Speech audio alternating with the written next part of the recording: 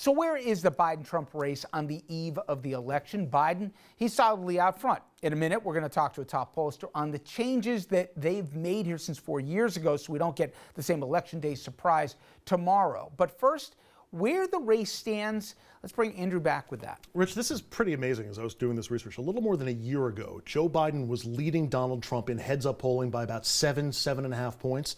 He's going to enter Election Day with a slightly larger lead and firmly in the driver's seat of the electoral map. But it's amazing that in all of this time, not that much has changed throughout all of this. Let's go now to the election board for the final time before election 2020 begins. And you can see Joe Biden will enter Election Day with 216 electoral votes essentially locked up.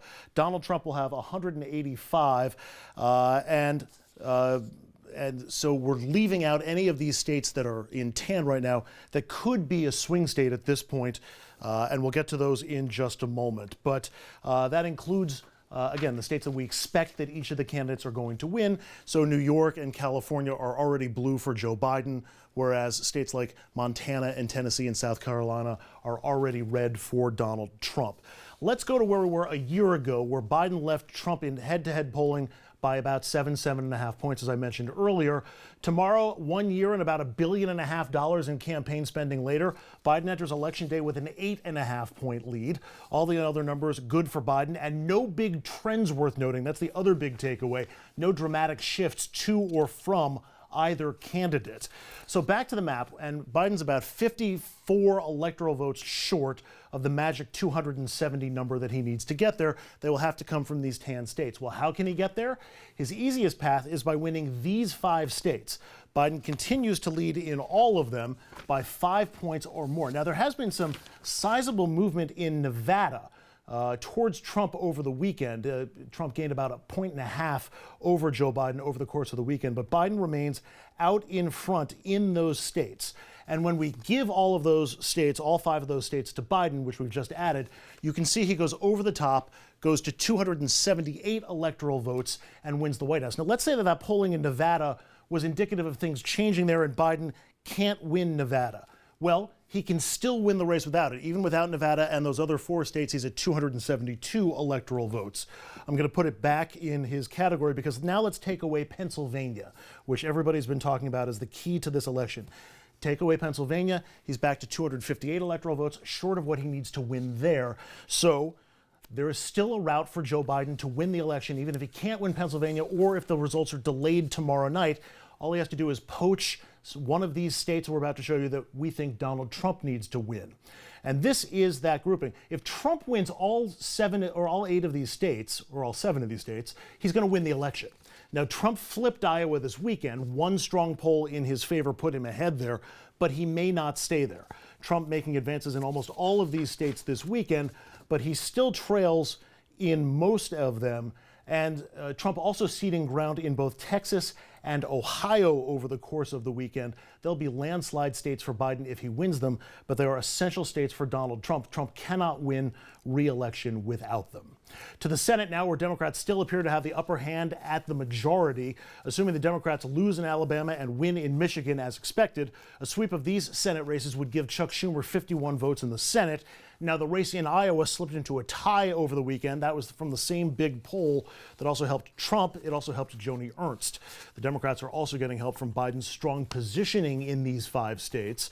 And we're looking at basically 4 toss-up races in this next Senate tier. We're calling them the route wash. Both races in Georgia, though the special election there is likely headed to a January runoff, plus Montana and Kansas all within a point, and the other 2 races a little bit more in the Republicans' favor. Rich? Thank you, Andrew. Eli Yokley, he's a senior reporter at Morning Consult, and he joins us. And by now, Eli, I've bombarded my audience with more polls than they can.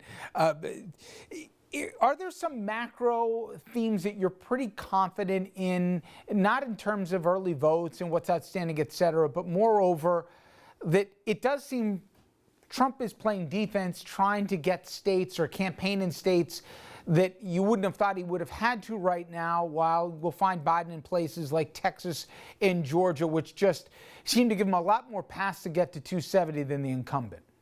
Well, the biggest macro trend I would point out is that Joe Biden is winning the national vote by a lot. Our latest polling at Morning Consult has him up 8 points. Hillary Clinton won by 2 last time around in the popular vote, ended up losing the Electoral College.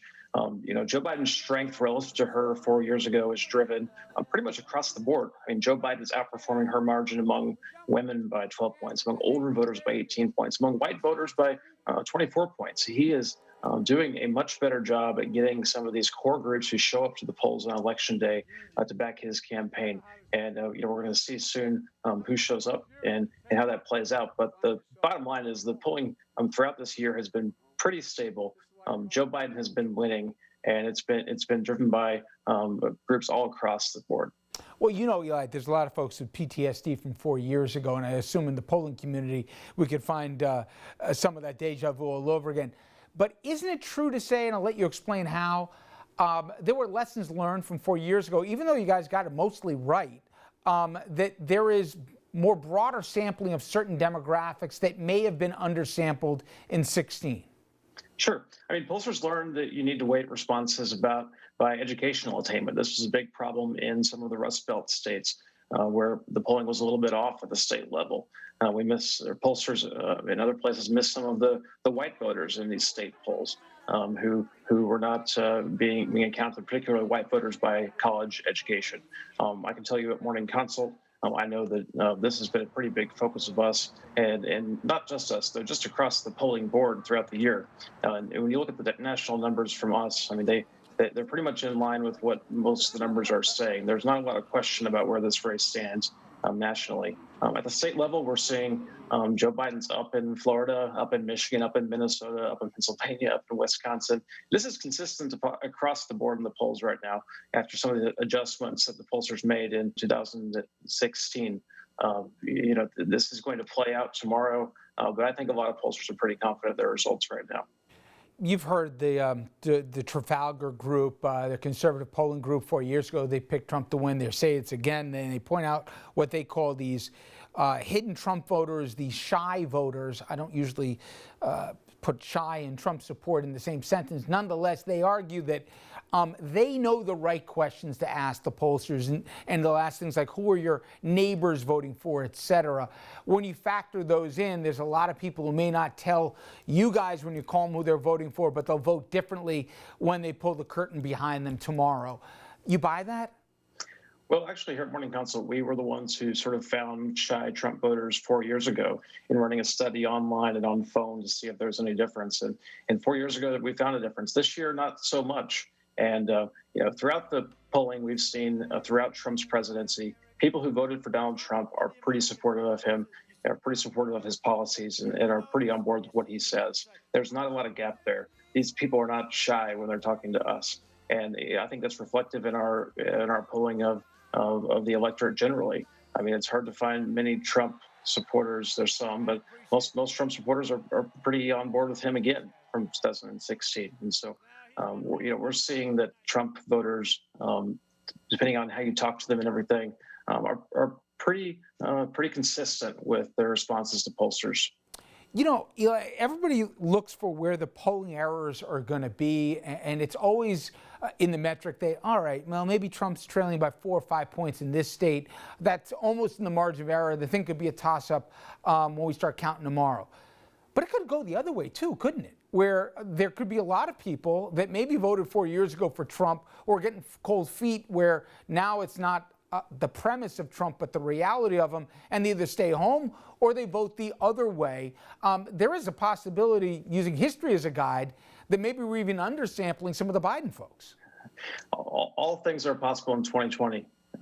We'll be watching to see if that happens. Look, a good number of voters have showed up early.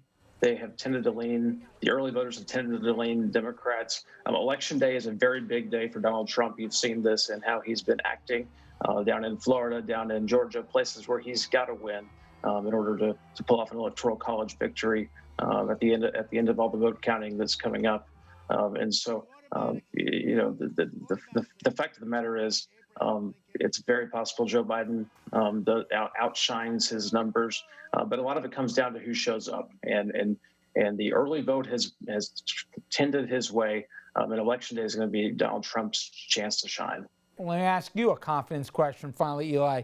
tomorrow night or Wednesday morning at 2 in the morning, do you think I'm going to be able to go home? Do you think we're going to have an answer? I mean, we talked earlier in the program about some of the states that probably could give us the returns, the North Carolinas, the Arizonas, even the Floridas, because they've been processing the early votes. Do you think we're going to have an answer tomorrow? I hope so. I mean, it'd be nice to go to sleep. Look, Florida's big. If Joe Biden does well in Florida, I think we'll have some answers pretty early tomorrow night. If Donald Trump does well in Florida, this might be a longer fight. Joe Biden only really needs to win Florida and one other state if he keeps all the Hillary states to have a good night tomorrow and do it early. And we'll find out Florida early enough. If he doesn't, there's a chance this could drag out. And we've already seen from the Republican side in particular a willingness to push back on some of the different kinds of voting in key states such as Pennsylvania. And so, I am personally very hopeful that it ends early tomorrow night, but we'll have to wait and see it. I think keep your eyes on Florida to be a bellwether of when you can go to bed tomorrow night.